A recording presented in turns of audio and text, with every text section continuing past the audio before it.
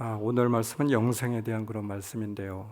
제가 새신자 성경 공부를 늘 진행하면서 우리 새신자들에게 이 영생에 대한 그런 가르침으로 강의를 하게 될 때 꼭 전하는 말이 있습니다. 한 사회학자가 그렇게 전한 그런 말이기도 하는데, 우리 인생이 너무나도 덧 없음을 그렇게 설명해 주고 있는 내용입니다. 우리가 인생을 살아갈 때 우리가 끝이 있다라고 하는 것을 잘 인식하지 못하고 살아가고 있어요. 그래서 이 사회학자는 우리의 인생의 사이클을 하루에 24시간에 비유를 하고 있습니다. 우리의 나이가 우리의 인생 가운데 하루의 시간으로 따져보게 된다고 하면 도대체 어디쯤 살아가고 있을까? 그러므로 인하여서 우리 인생의 덧없음을 알고 또 영생을 준비하라라고 하는 그런 말이겠죠. 보통 사람들이 80세 정도 삶을 살아가고 있잖아요. 평균 수명이 우리나라도 아마 80세 정도 되지 않을까 싶습니다. 대략 따져보게 된다라고 하면 80세 이후의 삶은 그냥 보너스로 주는 그런 삶이 되겠죠. 또 그 80세 이후의 삶은 우리에게 정말 그렇게 더 오래 산다 할지라도 귀한 삶이 되지 못합니다. 그냥 평균적으로 우리의 인생이 80이 산다라고 이렇게 놓고 보았을 때 80을 살게 되더라도 참 복된 삶이죠. 그때까지 살 수 있으니까. 그러면 우리의 나이에 비추어서 우리는 어느 그런 어떤 인생을 살아가고 있을까요? 40이라고 하면은 낮 12시를 살아갈 수 있겠죠. 10살에 3시간씩 우리 인생의 시간이 가게 됩니다. 여러분들 오늘 앉아있는 여러분들이 한번 여러분들의 나이를 우리 인생의 시간에, 하루의 시간에 비유하게 된다라고 하면 내가 지금 어느 그런 인생의 시간을 살아가고 있구나 라고 하는 것을 피부로 절감할 수 있을 것 같아요. 50이면 오후 3시입니다. 60이면 오후 6시죠. 70이면 오후 9시입니다. 우리 인생 가운데 3시간밖에 남지 않아요. 60이라 할지라도 여러분 오후 6시입니다. 황금 시간은 다 지나가 버렸어요. 이제 남은 시간은 6시간밖에 남지 않았는데 그것도 저녁 시간입니다. 모든 일들을 다 하고 그렇게 우리가 정말 잘 쓸 수 있는 그런 시간이 많지 않다라고 하는 것이 되겠죠. 여러분의 인생은 지금 어느 시간을 그렇게 살아가고 있습니까? 참 우리의 인생이 너무나도 덧없는 것 같아요. 분명한 것은 여기에 계신 여러분 모두가 다 바로 영원히 사는 것이 아니라 우리는 이 땅에서의 삶을 마감할 수밖에 없다라고 하는 것입니다. 죽음이 누구에게나 다 다가오죠. 그 시간이 얼마 남지 않은 그런 상황도 있을 수도 있습니다.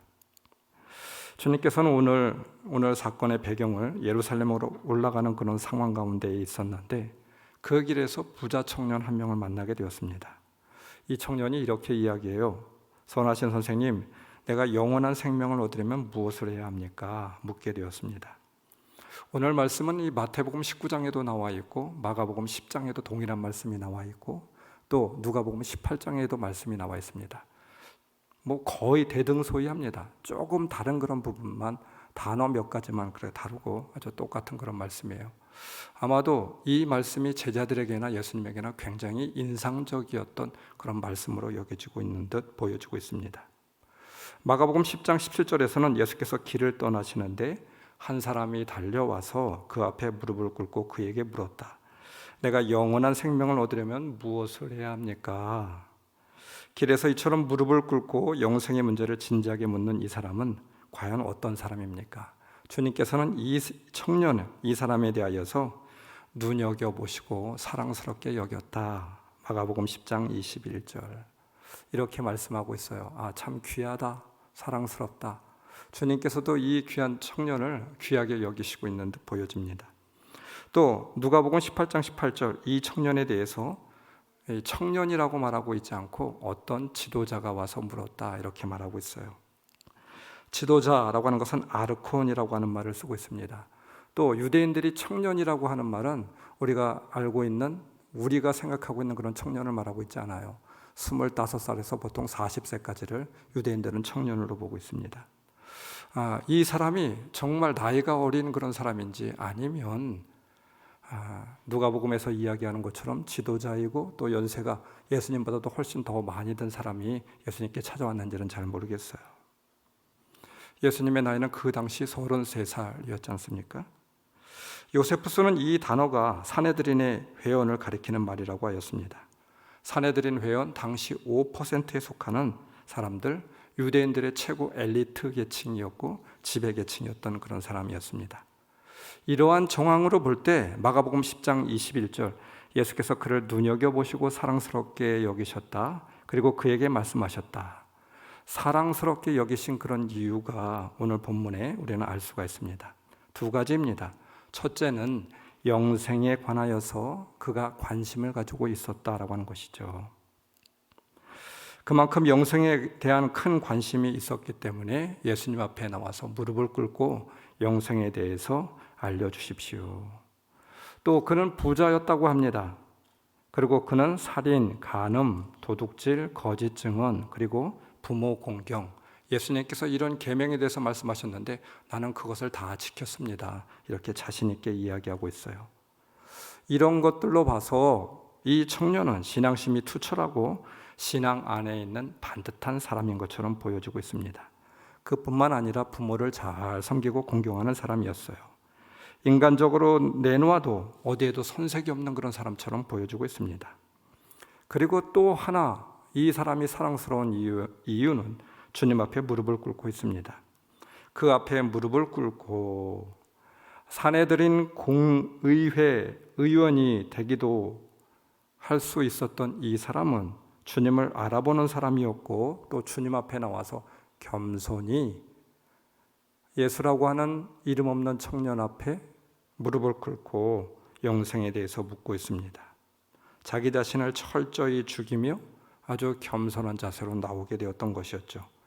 여러분, 이러한 사람은 참 흔치 않지 않습니까? 그래서 주님은 이 사람을 사랑스럽다 이렇게 여기고 있는지도 모르겠어요. 그러나 그는 안타깝게도 주님의 사랑스러운 제자가 될 수가 없었습니다. 예수님 앞에서 뒤돌아서는 슬픈 뒷모습이 너무나도 안타깝죠. 우리를 슬프게 하고 있습니다. 여러분, 이 청년의 그 뒷모습은 곧 우리의 뒷모습이 될 수도 있습니다.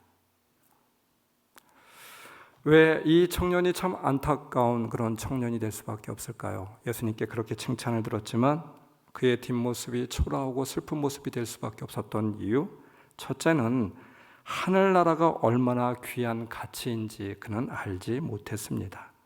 정작 귀하고 중요한 가치가 무엇인지 몰랐다라고 하는 것에 있어요. 이 청년은 하늘나라와 영원한 생명의 가치를 잘 알고 있는 듯 보였지만 그것이 아니었습니다. 정작 그 영생에 대해서 잘 모르고 있었던 사람이었죠. 귀한 것을 아는 지혜가 필요한데 이 사람은 지혜가 없었습니다. 귀한 가치를 아는 자는 덜 귀한 가치를 내려놓을 수 있죠. 귀한 가치를 발견하지 못하였기에 아니면 아직 절실히 깨닫지 못하였기에 주님을 따라 나서지 못하고 있었던 것이었습니다. 여러분, 이것이 바로 우리의 뒷모습과도 같은 그런 모습이 되겠죠. 현실에 주는 기쁨이 큽니다. 반면에 영생은 미래의 것이 됩니다. 지금 눈에 보이지 않기에 확실하지도 않습니다. 지금 만져지고 느낄 수 있고 누릴 수 있는 현재의 가치가 아닙니다. 모두에서도 말씀드렸지만 여러분, 우리가 어느 시간대를 살아가고 있는지 잘 모르잖아요. 우리에게도 마지막이 있음을 우리는 잘 알지 못하고 있습니다. 곧 우리의 인생의 끝이 있다라고 하는 것도 우리는 절감하지 못하고 있어요. 많은 사람들이 이와 같은 이유 때문에 진정 귀한 것을 얻지 못하고 있는 것이죠. 현실의 눈에 보이는 것을 쫓아 살아갈 뿐입니다. 오늘의 만족을 주는 것을 쫓아 살아갈 뿐이죠. 내일이야 어떻게 되든 오늘의 만족을 주는 것을 쫓아 살아가고 있습니다. 여러분은 어떠합니까? 그러나 지혜로운 사람은 어떠한 사람인가요? 오늘의 만족을 줄 뿐만 아니라 내일에도 만족을 주며 진정 귀한 가치가 있는 진리를 쫓아 살아가는 사람들이죠. 복음은 오늘에도 만족과 기쁨을 주는 그런 삶입니다. 물질만이 우리 인생을 풍요롭게 하지 못합니다. 이것이 진정 답이 되지 못해요. 예수 그리스도만이 우리 인생의 답이 됩니다. 할렐루야. 부자 청년은 이 땅에서 살아가면서 가치를 물질에 두게 되었죠. 주님보다도 사실 그가 물었던 눈에 보이지 않는 영생이 아니라 눈에 보이지 않는 같이 눈에 보이는 같이 그 물질에 두고 있었던 것이었습니다. 눈에 안 보이지만 없는 것이 아닙니다. 지금은 아니라고 해도 내일에도 없는 것이 아닙니다. 중요한 가치를 발견하는 눈이 복된 눈이죠. 중요한 가치를 아는 사람이 진정 지혜로운 사람입니다. 신앙생활을 하는 사람들을 때로는 세상 사람들에게 바보처럼 여겨질 때가 있습니다. 세상 편에서 보면 사도 바울의 이야기와 같이 우리는 죽은 사람들이고, 우리 편에서 보면 세상이 죽은 것이죠. 세상 사람들은 우리를 바보라고 하지만 우리 스스로 세상을 우리는 십자가에 못 박은 것이 됩니다. 우리에게 성경은 돈 많은 청년에 대한 이야기를 하는 것만이 아니죠. 우리 인생도 말씀 속의 청년과 다름없음을 말하고 있어요. 가치의 선택이 중요합니다. 제가 여러분들에게 이미 말씀드렸던 그런 내용이기도 한데, 유기성 목사님이 서울대학교에 개강 수련회를 인도하였던 적이 있었다라고 합니다. 근데 그곳에서 교회를 다니고 있었던 한 교수님이 말씀을 전하고 나서 목사님과 이야기를 나누게 됐는데, 이런 이야기를 하였다라고 해요. 그 이야기를 듣고 참 마음이 아팠다라고 합니다. 교수님은 신입생을 처음 만나는 수업 시간에 예수 믿는 사람들 손 들어보라고 학생들에게 줄곧 물어보고 있다고 합니다.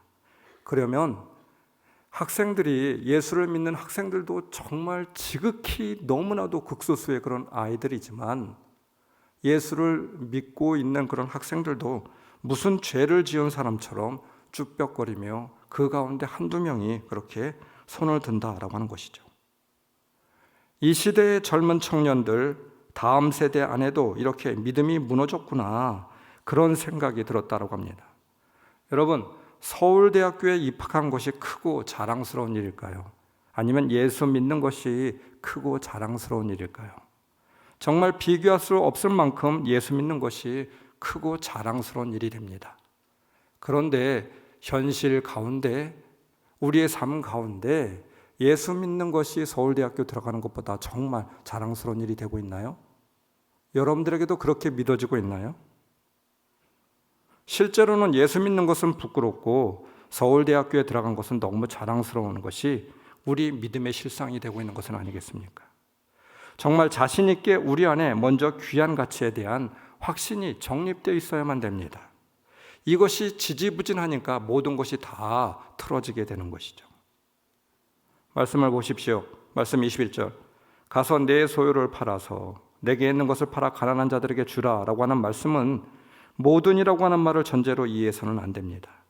그 당시의 미슈나, 이 율법 해설서에 보게 된다라고 하면 재산의 5분의 1 이상을 자선에 사용해서는 절대 안 된다라고 하는 규정이 있습니다.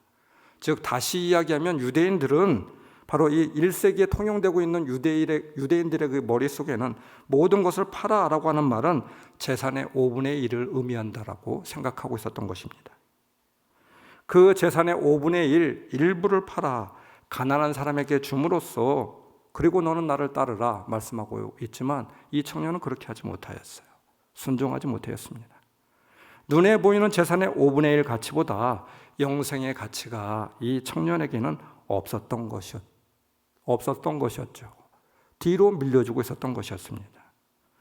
여러분, 성경은 오늘 우리들에게도 묻고 있습니다. 너의 가치는, 너가 가장 중요시 여기고 있는 가치는 무엇이냐 묻고 있는 것이죠. 그리스도의 십자가의 은혜인가, 영생인가, 아니면 현재 살아가고 있는 그런 우리들의 바로 세상 가운데의 삶인가 묻고 있어요. 오늘 이 시간 우리 스스로를 기만하지 말아야만 안 됩니다. 다시 한번 여러분들의 영적인 삶을 한번 점검해 보십시오. 여러분들의 가치 정립을 다시 한번 점검해 보시기 바랍니다. 내 삶 가운데, 내 가치 가운데 영생이라고 하는 가치가, 천국이라고 하는 가치가 가장 우선적인 가치로 그렇게 존재하고 있습니까? 그런 사람은 지혜로운 사람입니다. 바로 여러분들이 바로 이 가치를 가장 우선적으로 두고 살아갈 수 있는 여러분들이 되시길 주님의 이름으로 축원합니다. 현대인들에게 있어서 물질이 우상이 되고 있고, 그뿐입니까? 어떤 사람은 이성이 우상이 되기도 하고 있고, 또 21세기의 계몽주의 사조가 계속 이어지고 있습니다. 인간의 행복을 최우선순위에 두고 있어요. 삶을 살면서 행복을 위하여 모든 것을 두고 살아가고 있습니다. 자신의 만족을 위하여서는 가족도 자녀도 배우자도 다 포기할 수 있다라고 하는 그런 사조입니다. 그런데 그들이 정말 알지 못하는 것 하나가 있습니다. 이 땅의 삶이 끝이 아니라고 하는 것이죠. 또한 심판이 있다라고 하는 것을 알아야만 됩니다. 진정한 행복이 되어야 될 것은 이 땅에서의 육신적인 행복이 아니라 영원한 생명이 되고 있는 것이죠. 사탄은 늘 우리를 속이고 있습니다. 이것을 속이고 있어요. 사탄의 꾀임에 넘어가지 마십시오. 이 땅이 전부인 줄 알고 이 땅의 육신의 행복이 전부인지 알고 살아가는 것, 사탄이 속이고 있는 것입니다. 영원한 세계가 있고 영원한 행복이 있음을 다시 한번 점검하고 깨달아 알 수 있는 여러분들이 되시기를 주님의 이름으로 축원합니다.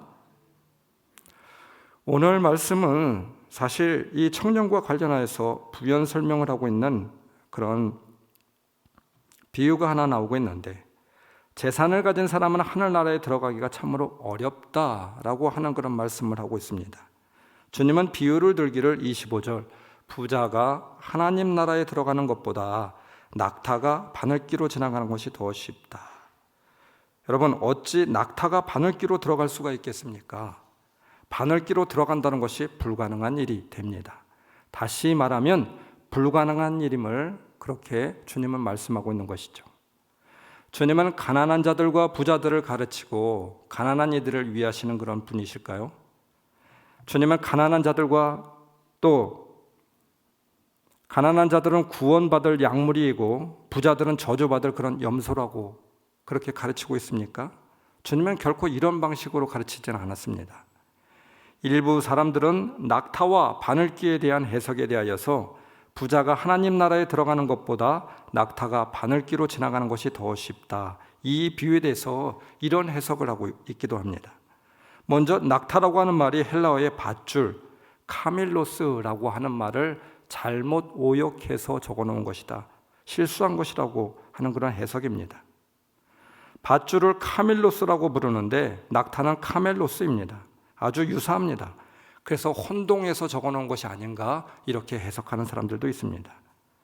이러한 주장은 몇몇 사본을 근거로 하고 있는데, 그러나 이러한 견해가 옳지 않은 것은 대부분의 사본들이 이 구절을 카밀로스가 아니라 카멜로스, 낙타로 기록을 하고 있다라고 하는 것이죠. 그래서 이 해석은 잘못된 해석입니다. 또 다른 해석은 바늘기, 원문에서는 바늘의 눈이라고 되어 있습니다. 이 바늘기가 예루살렘 성문의 작은 쪽문을 비유하는 것이라 이렇게 해석을 하고 있어요. 이 해석은 탈무드에 보면 코끼리를 이끌고 바늘문, 바늘길을 통과하고 있다라고 하는 내용이 있어서 지지를 받고 있는 내용이기도 하지만, 그러나 바늘의 문이라고 하는 것은 사실 중세 시대에 세워진 그 문이기 때문에 이와 같은 해석은 설득력이 없어 보인다라고 하는 것이죠. 이 모든 견해는 성경을 문자적으로 받아들이지 않기 때문에 나온 그런 결과에 불과합니다. 제자들은 이 이야기를 듣고 그러면 누가 구원을 받을 수 있느냐라고 오늘 성경은 묻고 있죠. 주님의 대답은 24절, 내가 다시 너희에게 말한다. 부자가 하나님 나라에 들어가는 것보다 낙타가 바늘기로 지나가는 것이 더 쉽다. 사람에게는 불가능하다 이 말입니다. 그러나 하나님에게는 하실 수가 있습니다. 말씀 25절, 제자들이 이 말씀을 듣고 깜짝 놀라서 말하였다. 그러면 누가 구원 얻을 수 있습니까? 주님이 말씀하시고 싶은 것이 바로 여기에 있습니다. 재물을 가진 자가 하늘나라에 들어가지 못한다라고 하는 말씀이 아니겠죠. 우선적인 가치를 모르는 부자 청년에 대한 말씀을 하시는 것도 아닙니다. 누가 구원을 얻을 수 있느냐라고 하는 것이죠. 구원입니다. 무엇으로 구원을 얻을 수 있겠는가? 구원에 대한 그런 말씀을 하시고 있는 것입니다. 주님은 지금 십자가의 길을 가고 있어요. 십자가를 통하여 사람들을 위한 구원의 계획을 세워놓고 그 길을 걸어가고 있습니다.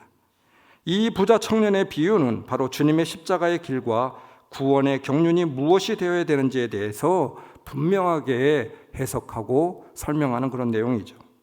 그 길은 주님만이 하실 수 있습니다. 십자가의 은혜로만이 가능한 것입니다. 오로지 유일한 길은 주님이 하시는 일입니다. 사람이 할 수 있는 일이 아닙니다. 하나님 자신만이 하실 수 있는 일이 되겠죠. 그래서 주님은 간접적으로 이 부자 청년과 바늘길을 통하여서 우리들에게 분명히 말씀하시고 있는 것이죠. 사람의 힘으로는 하나님이 원하는 자리에까지 이를 수가 없고 하나님이 원하는 경지에 이르지 못합니다. 우리 스스로 영생에 이를 수 없습니다. 그러기에 주님이 구원에 이르는 길을 열어놓은 것이죠. 재물의 유무가 아닙니다. 학식의 유무도 아닙니다. 재물을 선택하고 안 하고의 문제가 아니다라고 하는 것이죠. 여러분, 인간의 한계가 있습니다. 주님이 말씀하시는 계명을 지켰다고 이 청년은 말하고 있지만 청년은 재물 하나에도 넘어지고 말았습니다.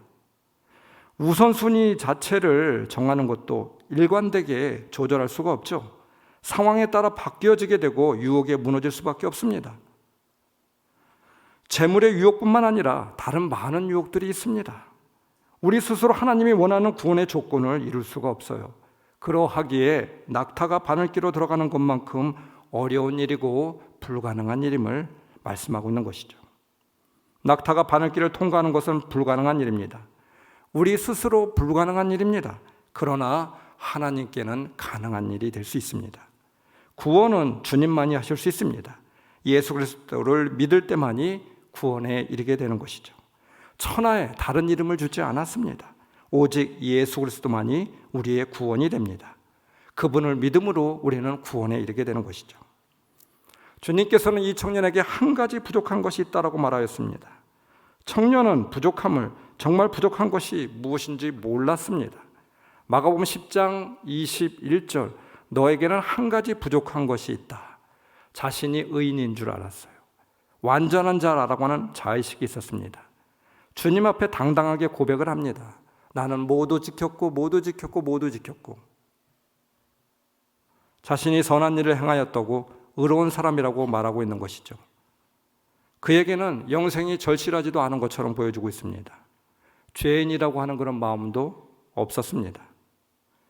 또 한 가지, 따라 나서지 못하였습니다.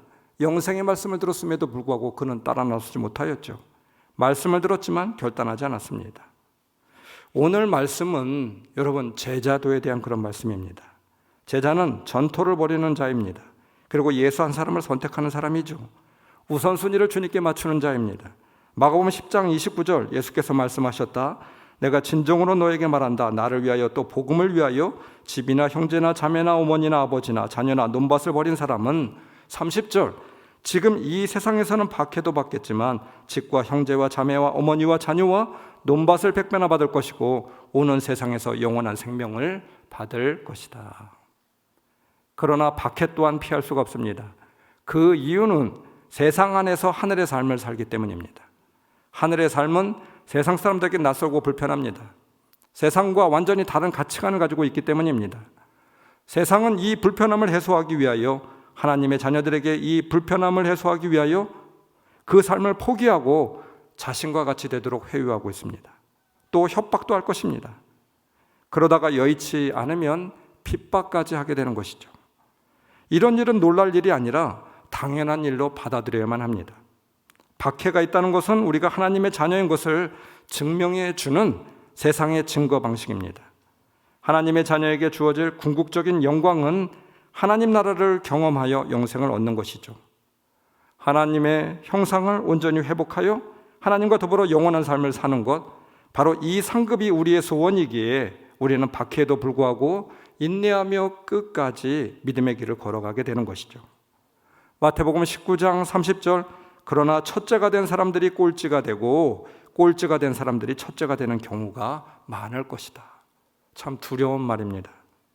주님은 모든 것을 버리고 결단하며 자신을 따라 나선 사람들에게 금생과 내생에서 누릴 하나님의 나라의 삶을 약속하셨습니다.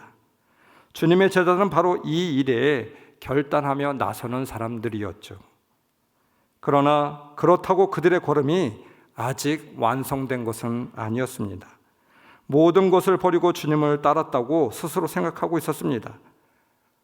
나는 청년과 같지 않습니다. 나는 모든 것을 주님을 위하여서 걸었습니다. 모든 것을 버렸습니다. 그러나 모든 것을 버렸다는 의식 자체가 여전히 그들 안에 생생하게 살아 있었어요. 즉 여전히 내가 무엇을 했다는 생각이 여전히 남아 있었던 것이었죠. 이는 아직 주님 안에 거하지 않았다라고 하는 증거가 됩니다. 다른 사람들보다 앞선 것은 사실이지만 아직 나라는 존재가 죽지 않았고 그리스도 안에서 새로운 생명으로 태어난 상태가 아닌 것입니다. 이렇게 주님과 함께 따라 나섰던 제자들 중에 여러분 우리가 잘 알고 있는 가룟 유다도 있었잖아요. 선줄로 아는 자 넘어질까 경계해야만 됩니다. 두렵고 떨리는 마음으로 구원을 이루어가야만 됩니다. 자기 만족에 취해 깨어있지 못할 때 그 자리에 머물거나 뒷걸음칠 때 우리는 청년이나 아니면 제자들과 다르지 않을 수 없습니다. 믿음의 여정은 어느 특정한 사람에게만 주어지는 것이 아니라 모두에게 열려있는 길입니다.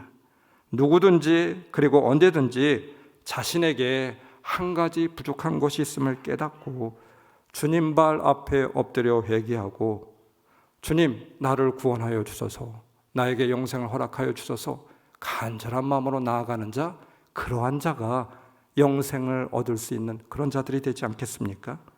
사랑하는 성도 여러분, 오늘 이 시간 우리도 주님 앞에 엎드려서 주님 나를 불쌍히 여겨 주시옵소서, 나에게 영생을 주시옵소서, 주님만이 길입니다 라고 고백하며 나아갈 수 있는 저와 여러분들이 다 될 수 있기를 주님의 이름으로 축원합니다.